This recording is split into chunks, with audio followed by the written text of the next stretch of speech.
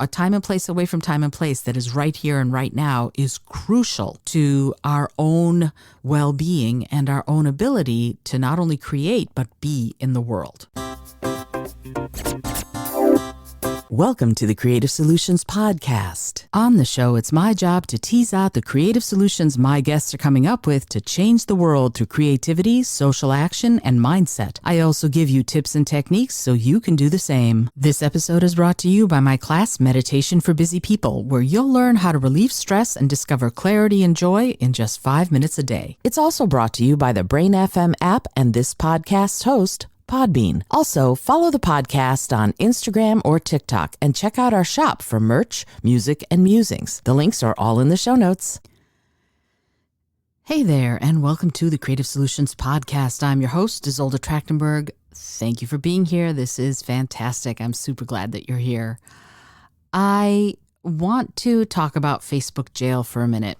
One of the reasons that this normally I switch back and forth. I have a guest and then I do a solo episode, and then I have a guest and then I do a solo episode.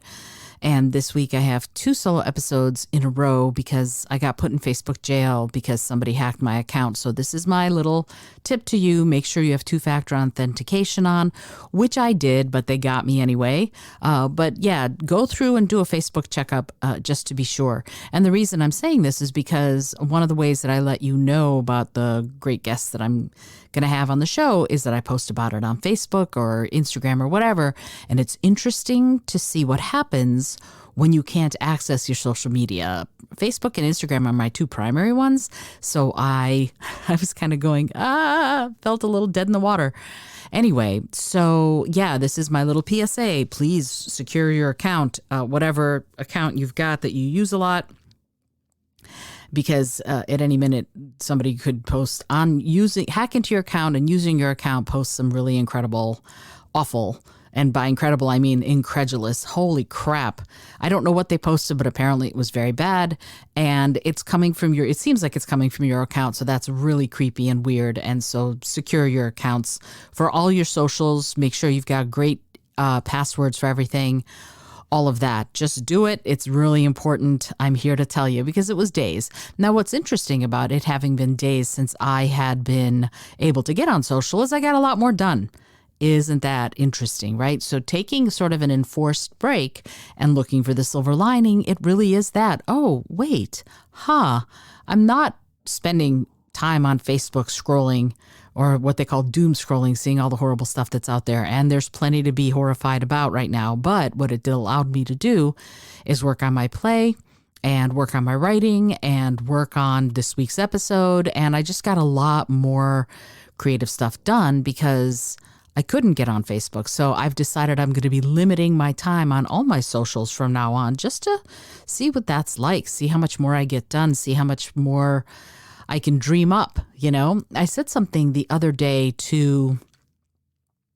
I was talking to Emmanuel Wilson, who works with the Dramatists Guild, and we were talking about the fact that I'm a babe in the woods when it comes to being a dramatist, writing plays. I've written 1, and I'm editing it and doing all the stuff with it.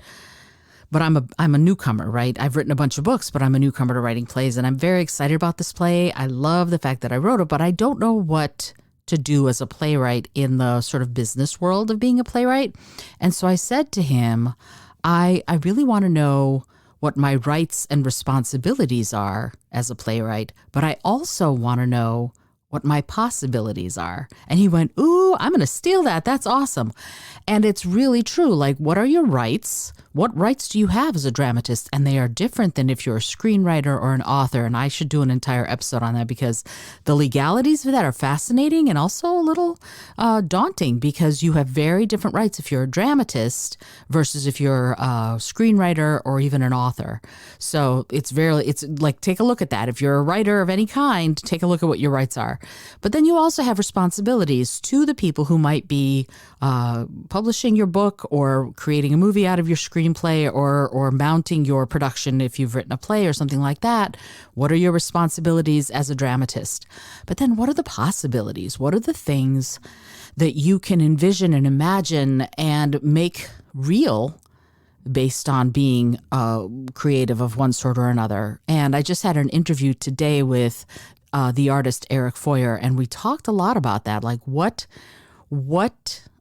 are the possibilities? We talked about the creative universe. He called it creative spirits. And I can't wait to bring his episode to you because it was super cool. I actually rode to his studio and rode my bike to his studio. I love living in New York City because I can do that. I rode to his studio and then we did a live interview, which I almost never get to do.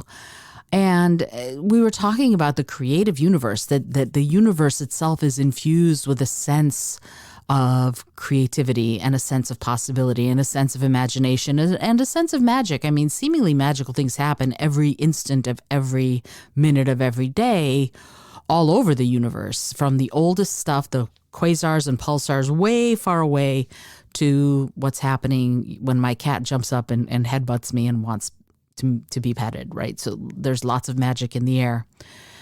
So there's a lot going on inside my head, as you might guess, and I'm also about to spend a lot of time, potentially an inordinate amount of time, playing some music, and I might be starting to play songs on the show, and that's interesting to me. I'm like, oh, if I go back to my old catalog and kind of go, what are the songs that I wrote, and can I play them? Should I play them in the middle of the podcast? And I'm thinking I might start seeing what that's like, seeing what it's like to put up some songs in the middle of episodes. Just like here, this episode's been about creativity so far. Here's a little bit of the creativity I've been working on and songs that I've released. I've got 13 songs that I've released on the first CD, and then I know a bunch of traditional music, so don't be surprised if in the middle of episodes you start hearing some of me singing and playing either guitar or violin. To that end, I want to talk about this week's episode. And last week, we talked about how working on your own personal growth and self-improvement can improve your art. Well, I want to sort of not strike it, but reverse it. And what happens when you engage in those creative pursuits? What does that do to your sense of well-being, to your self-improvement and your personal growth? So I want to talk about the sort of really incredible and remarkable ways that when you engage in those creative pursuits like art and music and dance and writing and other things can boost your personal growth. It can increase your empathy. It can turn you into a better communicator and a more successful, resilient, optimistic, and positive person. So I want to talk about this because I think that the two feed each other. I think we don't credit creativity enough for helping boost brain health, for helping boost heart health, for helping boost our sense of self, and especially our sense of self-confidence. Having said that, if you are a nascent creative and somebody poo-poos your work, that can destroy your self-confidence. And so think about that. If it can destroy your self-confidence when someone poo-poos your work, what happens and why does your confidence change, whether or not somebody praises it or insults it, and or just the fact that you're making it, right? If your self-confidence can be dashed by someone poo-pooing this thing you've created, then it must be, the creating of it must be tied into your sense of self and your sense of self-confidence. You have to look at it both ways, right? They're like, oh, wait, yeah, if someone can dash my self-confidence by going, this sucks, well, can they raise your self-confidence by saying, wow, it's wonderful? Or is it just tied into it so that it can grow? If you keep creating, it can get boosted even more if someone else loves it. Like just getting that support feels really good. Or it can get dashed if someone, mucks with you and tells you it's awful. So we have to guard against that. But one of the things that we can do for ourselves as people who are always growing and who are always trying to get better, we can engage in those creative activities to help us with that. So I want to really think about it, and I want to explore these topics. I want to talk about this transformational power that any kind of creative activities can have on your personal growth, on your self-improvement. I want to talk about how nurturing and nourishing empathy and collaboration with others, perhaps, can be boosted through creative expression. I want to talk about that bolstering, that lifting up of self-confidence and how achievable goals and creative, especially creative achievements, can boost your self-confidence, and how your communication skills can improve when you express yourself artistically, particularly if you're doing it in a collaborative effort, and also how just your mood and your sense of well-being can be impacted by those creative pursuits, right? Those are the things I really want to talk about, because I want to really explore a little bit what those means, because I think each of those aspects of creativity is going to contribute to a set of understanding of how those creative pursuits, how those creative endeavors can shape not only your artistic improvement, your creative improvement, but also your personal and your professional life. So I want to dive in and look at the potential of creativity to do just that, to help you become a more well-rounded, more healthy, more optimistic, and more present, confident person. So first, let's take a look at that, the impact of creative pursuits on your personal growth, right? If you engage in any sort of creative endeavor, it's sort of like stepping into unexplored waters, uncharted waters, but it's within yourself. So it's a journey of self-discovery. It's a process that is going to peel back the layers like an onion of your personality, of who you are, of what your dreams and deepest ideas are. And it can really unveil the depths of your inner world. And when you express yourself, it reveals, in many ways, it reveals your soul. And so through that creative expression, you can gain insight into fears or your desires, or potentially, of course, hidden talents that you didn't even realize you had. And for me, it's writing, right? I never thought of myself as a writer. I wrote almost nothing except for papers that I was required to write all the way through college. I wrote one short creative story when I was 12, and I wrote a Spenserian stanza when I was in college because it was required for a class. Otherwise, all of my writing was drama criticism or literary criticism or papers that I was required to write in English class, but never did I think, oh, I want to write a creative story. That didn't start until I was well in my 30s. So when you're doing this stuff, it can be a space where boundaries are pushed and where new aspects of your creativity and your creative abilities can emerge. So first is first. To really jumpstart all of this, you have to set aside dedicated, uninterrupted time. Now, it doesn't have to be a lot of time. It can be 10 minutes. You don't have to do, I'm going to spend the next 4 hours on this, right? This isn't just an activity, though. It's a commitment to your own growth and to self-discovery. So you might journal. You might develop an interest in sculpting. And by the way, you don't have to spend a lot of money on this. Flour and water can make for wonderful sculpting. A notebook, an old notebook that you have just around the house can be a perfect journal to start with. You can sing along to YouTube videos if you want, if you decide you want to find your voice with music. You can do anything like this as long as it's focused dedication that you think of as an investment in who you are and in who you want to be, right? It's sort of like in Julia Cameron's book, she calls them artist dates, but I don't even want to say that it's an artist date because that sort of talks about going and filling the well.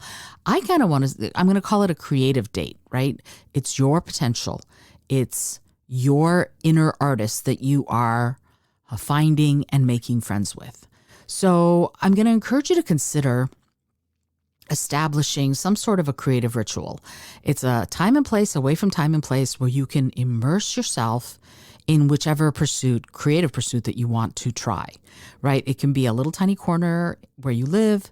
It can be a park bench. I go to the playground to write. There's a playground near me. I just go sit down on one of the benches, especially when there's no one there. It's really nice. Any type of space that you can sort of go, okay, this is my space and this is a designated place where I can let my creativity flow and I won't be interrupted, right? That sends a powerful signal to your subconscious. And you know how much I love talking about your subconscious. It's time for you. It's time for your growth. This is dedicated time for that.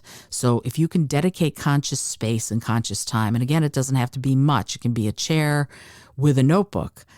As long as you do something, I want to encourage you to do it because, again, it'll send that signal that this is time for you, by you. And I'm going to encourage you to step out of your comfort zone a little bit, right? And what do I mean by that? I mean, like I never thought of myself as a writer. And of course, now I've written 10 books and I've completed a play. So the things that you might have done or might even be good at now, those are great to pursue. But what about trying something that's totally different, right? If you've always been a pretty good writer, maybe you try sculpting. Maybe you get your kids' Crayola crayons and a piece of paper and see what you can do when you try to draw, right? This is one of those things, if you've been drawn to it, but you've never tried it, or if you've never thought of it, see if you can explore it, right? Allow yourself the freedom to see what's there, because you might uncover an entire new facet of your personal growth.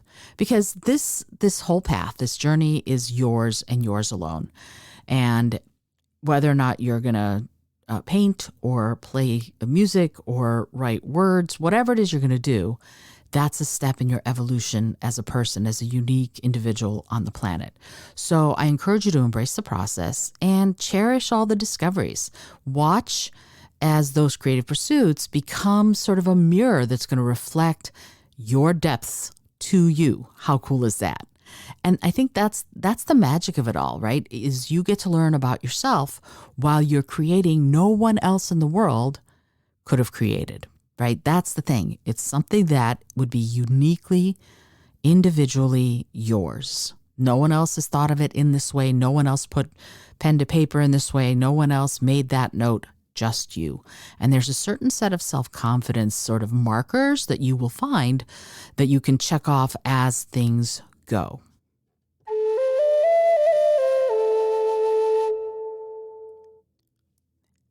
All right, so next I want to talk about how doing these creative expressions, engaging in this, is going to help you build your ability to be empathetic and your ability to work with others. When you step into the realm of creative expression, you're essentially opening a door to a huge landscape of experiences and feelings. And this journey allows you to tap into your own feelings, but it doesn't stop there. Because, see, this is the thing. When you do these explorations, when you dance with those emotions inside yourself, that can have a huge effect on your ability to connect with other people. So as you do this, as you go through this sort of uncharted territory, if you will, you're going to develop your own sensitivity to the emotions and experiences of the people around you. You're going to become essentially more empathetic. You're going to start seeing and sensing their nuances. And sometimes they're pretty subtle, right? Sometimes they're verbal, sometimes they're not, sometimes they're body language, sometimes they're just a feeling.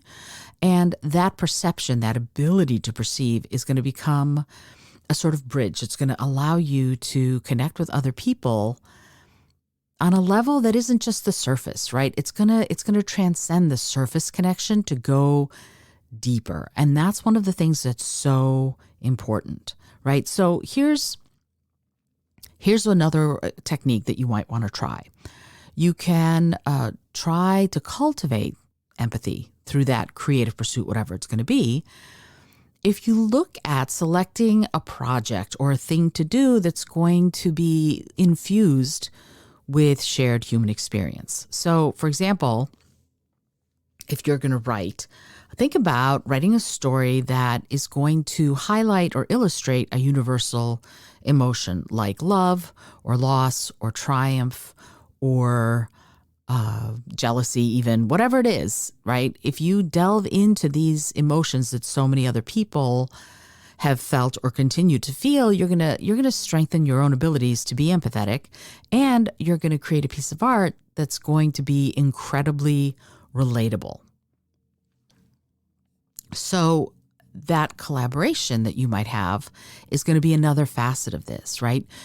If your creative expression is one that you share with other people who are trying to do the same thing or even different things, but you meet to work on your creativity together, whether it's a painting you're going to work on together, or like me with the Philosopher's Tones, where it's a musical ensemble, or joining a theater production, whatever it is, when you're doing that, you're embarking on creating something that's never been created before with a specific group of people. Now, each person is going to bring their own perspective, their own set of skills, their own experiences to the work. And those experiences are going to meld and work with, in some way, with everyone else who's involved in the project. So in that collaborative process, communication is huge, right? Artists have to learn to articulate what they envision. They have to learn to listen to other people's ideas, thoughts, and insights. And they have to find really, I guess, harmonious ways to integrate those ideas and to think about those perspectives and to honor them, right? And that skill set is a communication skill set, and it's going to extend way beyond the art that you all make together, right? That is a transferable skill that's going to build your ability to work effectively in any team and in any organization. So in essence, through that creative expression, you're going to not only nurture your own abilities to be empathetic, but you're also going to build your abilities to be a great collaborator, right? In essence, you're learning the art of understanding, of seeing and feeling and acknowledging and honoring the experiences and the perspectives of other people, right? And those are all things that are part of the communication skill set. That's part of how you can use creativity to nurture empathy, collaboration, to work together in teams, and to truly understand other people's perspectives and points of view.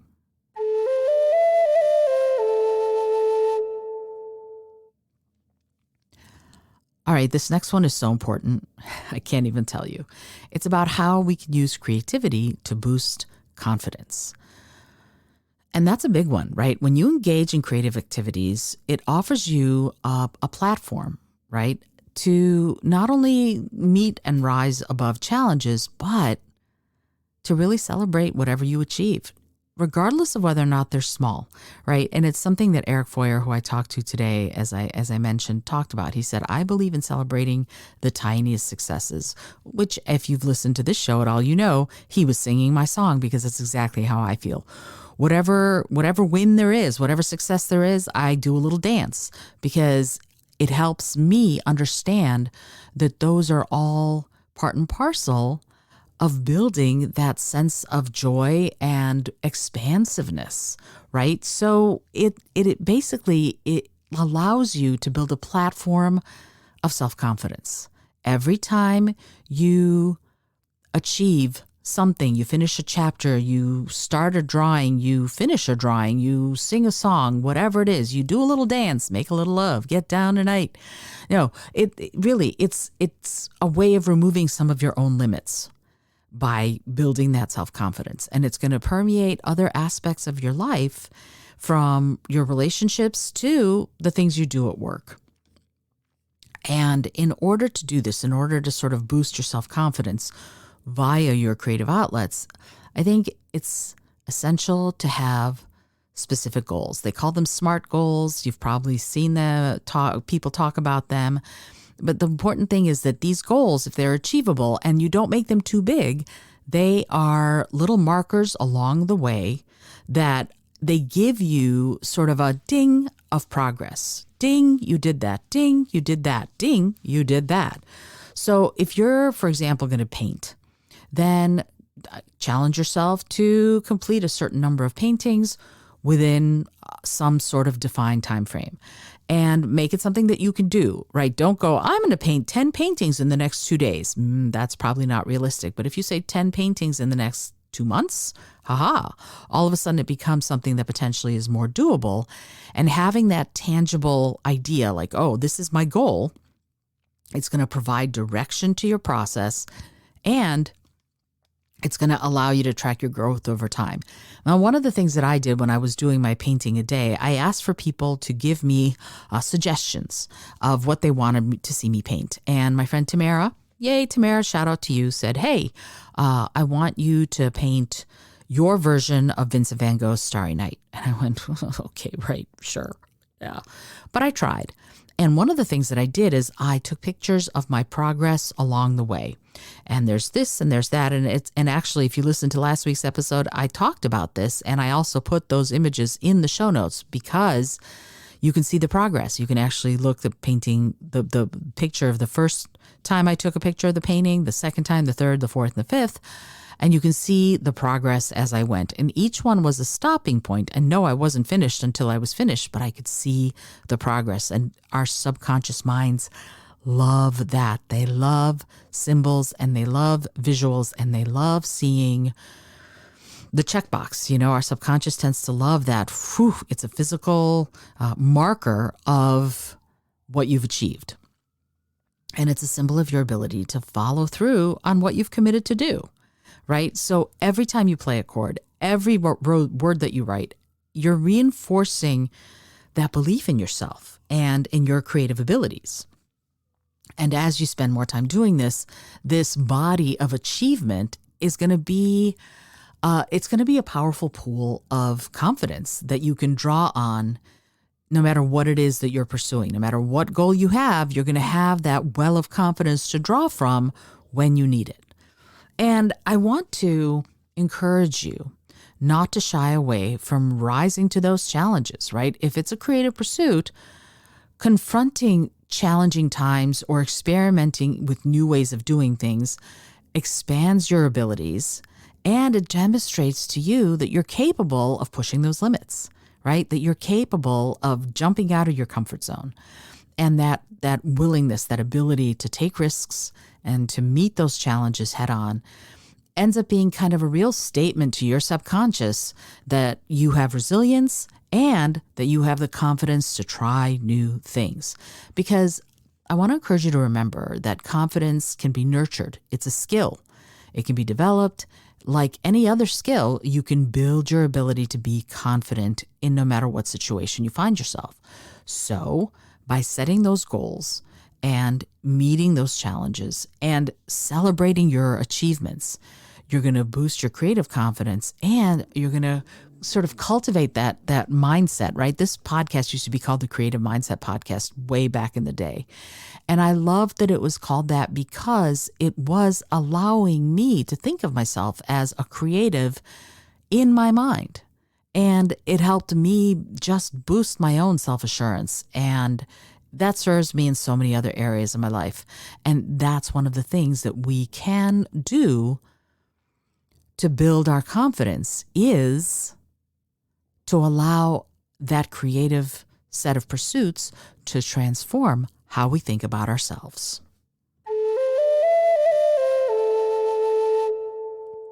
Okay, the next. I want to talk about how we can build communication skills. It's important, right?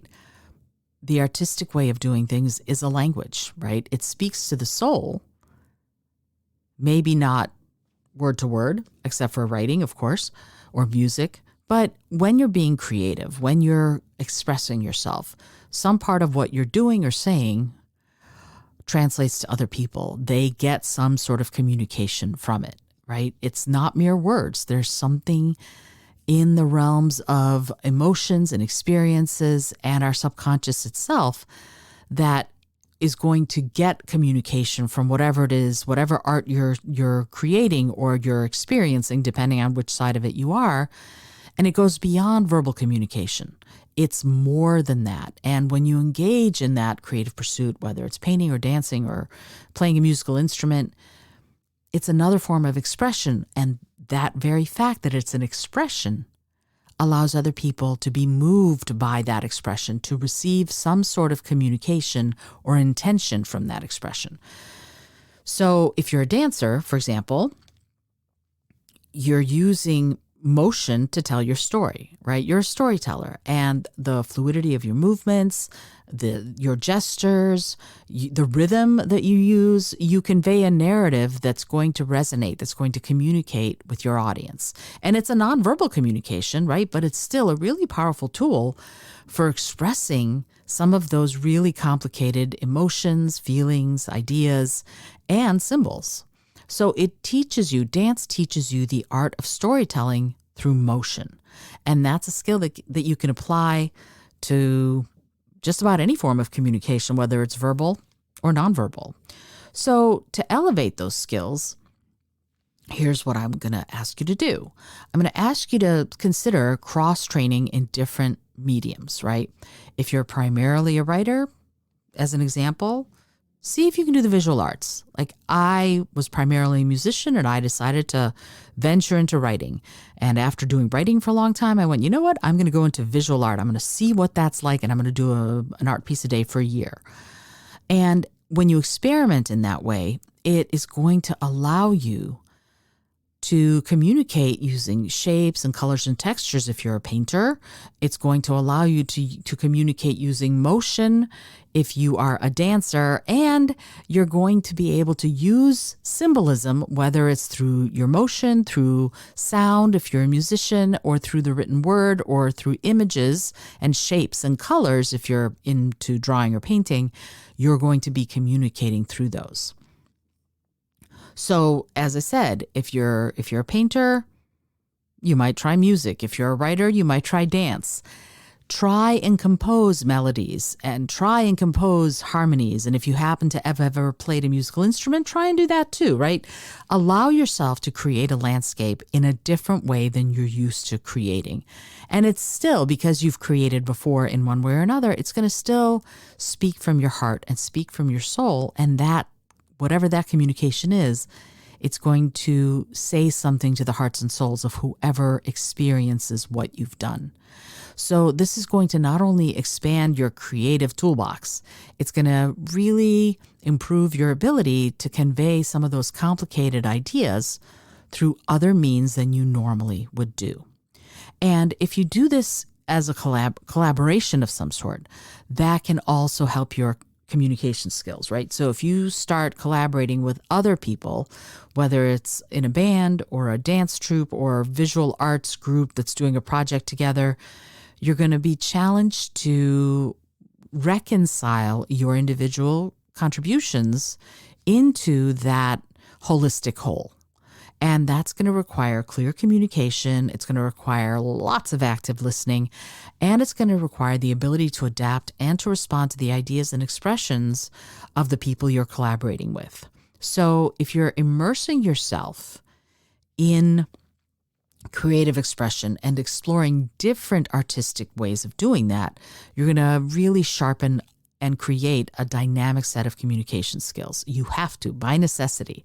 So you're going to learn to improve how you convey your thoughts, your emotions, your ideas, the symbols, and it's lots of different channels, lots of creative channels out there. In fact, I made a list at one point of all the creative pursuits, and maybe I'll find that list and post it in the show notes or something, of all the creative pursuits that I could think of, and then I asked people to help me do even more, and we ended up with something like over 100.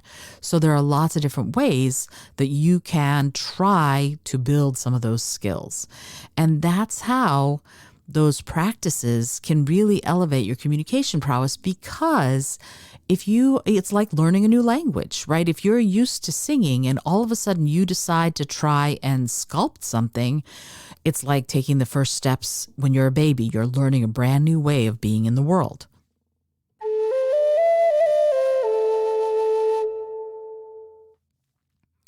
Okay, now I want to look at mood and overall well-being and how the creative process can help elevate your mood.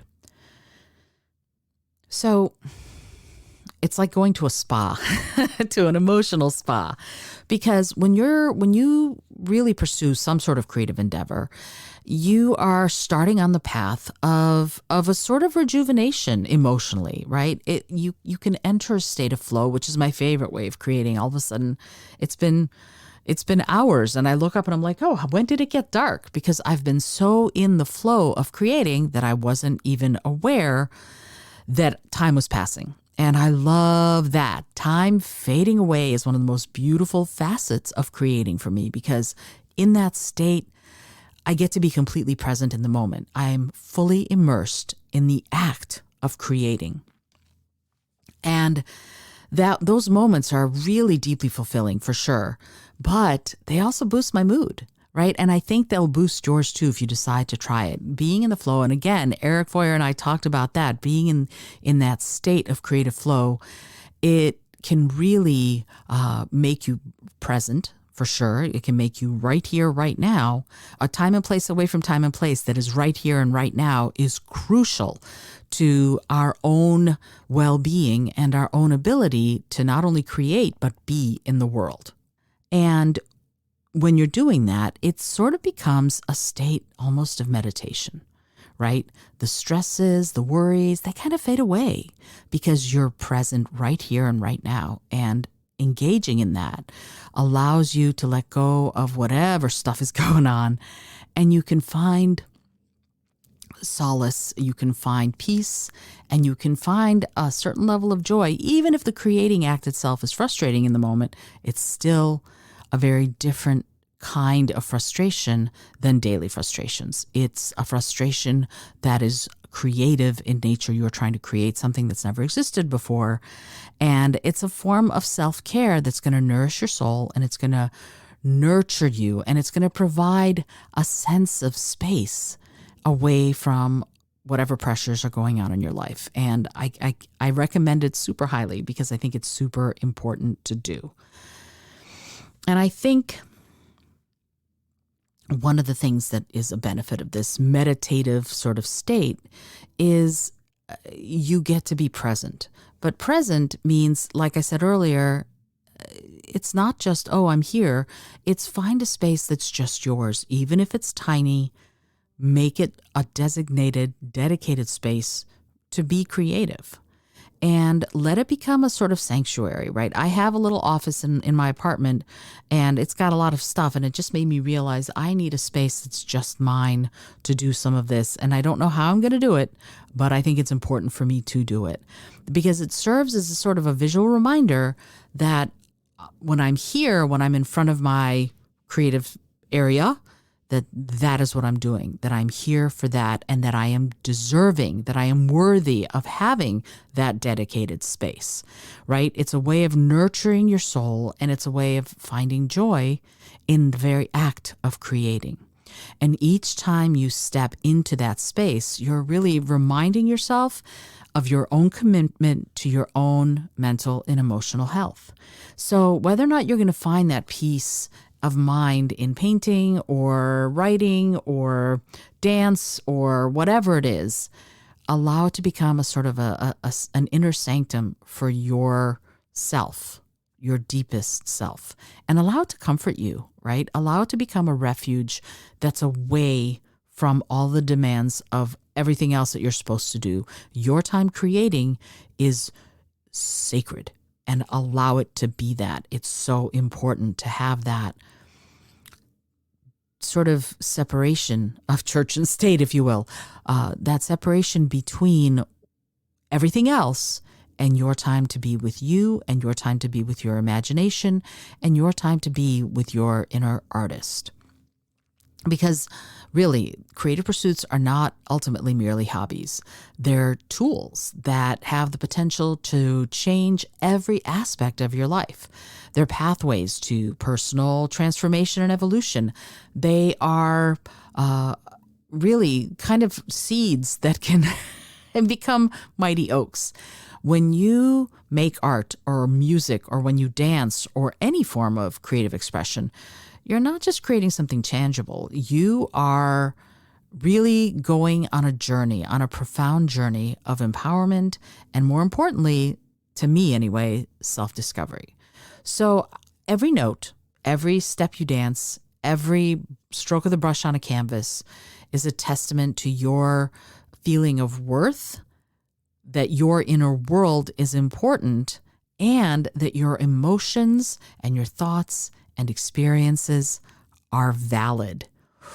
Ooh, right? Your time being creative captures that incredible essence of who you are at this moment in time. So if you're creating now, this is who you are now, and it preserves it, right? It makes it real, and it lets you be who you are right this second.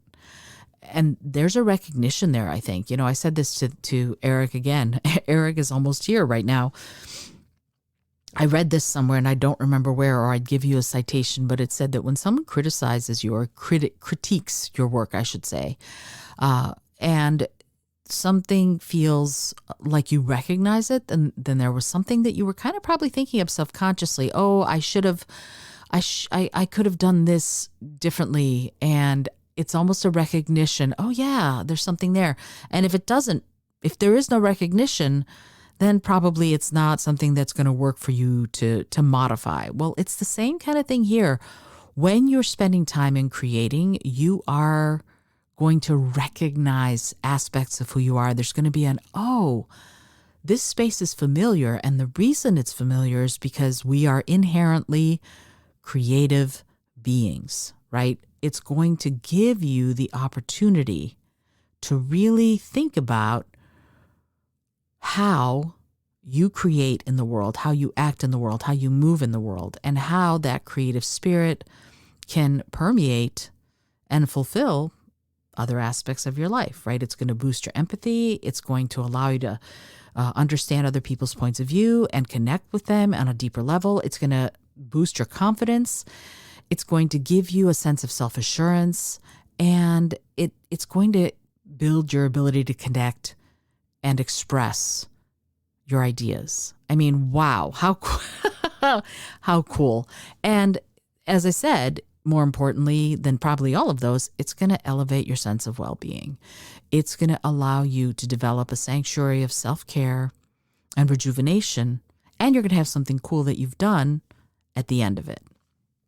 So I want to sort of end all of this to remind you that creativity is not finite. Your imagination is not finite. Who you are today and what you can imagine today is different than who you will be tomorrow or the day after. And what you will be able to imagine and what you will be able to envision will also change day to day and sometimes minute to minute. So this idea of creativity and its ability to transform your life, it can keep transforming your life every single day from now until the very end. So you can let it propel you towards personal and professional success, because it's going to infuse everything you try with that touch of innovation and with that aura of originality.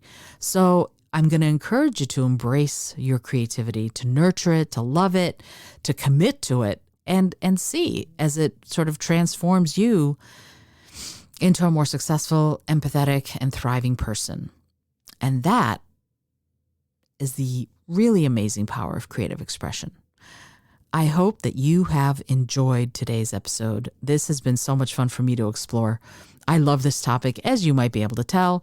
I hope you enjoyed it. Woo! I'm just looking at how long the episode was. Just a long episode. I obviously had a lot to say about it.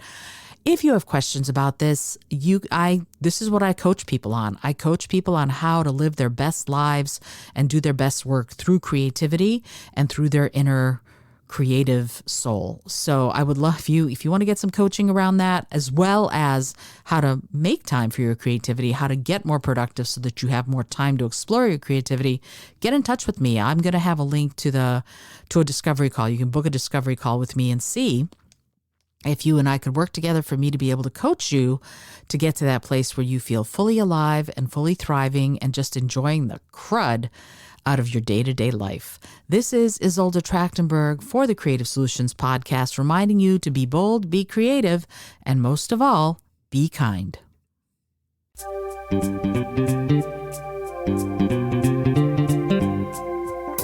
Thank you so much for joining me today. I really appreciate you being here. Please subscribe to the podcast if you're new, and it would mean the world to me if you told a friend about it. Today's episode was produced by Isolde Trachtenberg and is copyright 2023. As always, please remember this is for educational and entertainment purposes only. Past performance does not guarantee future results, although we can always hope. Until next time, keep living what you believe in.